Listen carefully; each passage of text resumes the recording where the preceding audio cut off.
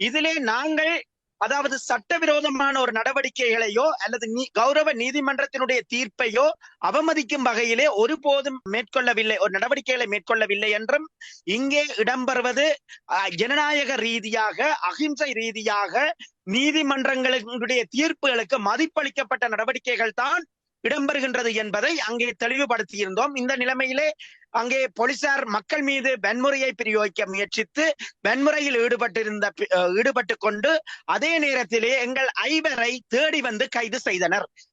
அதாவது நுழைந்து எங்களை தேடி மீன்பிடிப்பதை போல தேடி தேடி கைது செய்தார்கள்.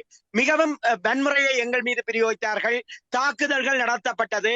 அந்த இடத்திலே நான் மக்களால் தெரிவு செய்யப்பட்ட பிரதிநிதி, பிரதேச சபை ஒன்றினுடைய தவிசாளர், அதே நேரத்திலே ஏனைய அரசியல் பிரமுகர்கள், எல்லாவற்றுக்கும் மேலாக வேலன் சுவாமிகள் அவர்கள் ஒரு மதத்துறவி, இவர்கள் எல்லோருமே கைது செய்யப்பட்டார்கள்.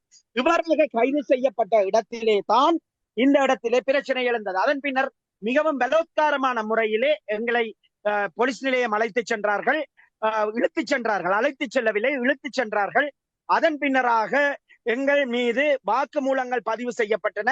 எங்களுடைய தொலைபேசிகள், ஆவணங்கள், எங்களிடம் இருந்த பொருட்கள் பறிமுதல் செய்யப்பட்டது.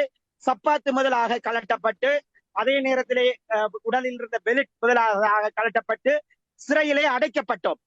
வாக்குமூலத்தின் பின்னர் அதிலே நாங்கள் தெளிவாக அந்த வாக்குமூலத்திலே சொல்லி இருக்கின்றோம், எங்களுடைய ஜனநாயக உரிமைகளை நீங்கள் மீறுவதற்கு இடமளிக்க முடியாது, இது போலீசாருடைய அராஜகமாக நாங்கள் பார்க்கின்றோம் என்றும், நாங்கள் அகிம்சை வழியிலே போராடி வந்த சூழ்நிலையிலே அதற்கு எதிராக இந்த கைது இடம்பெற்றிருக்கின்றது என்பதையும் அங்கே வாக்குமூலத்திலும் பதிவு செய்திருக்கின்றோம்.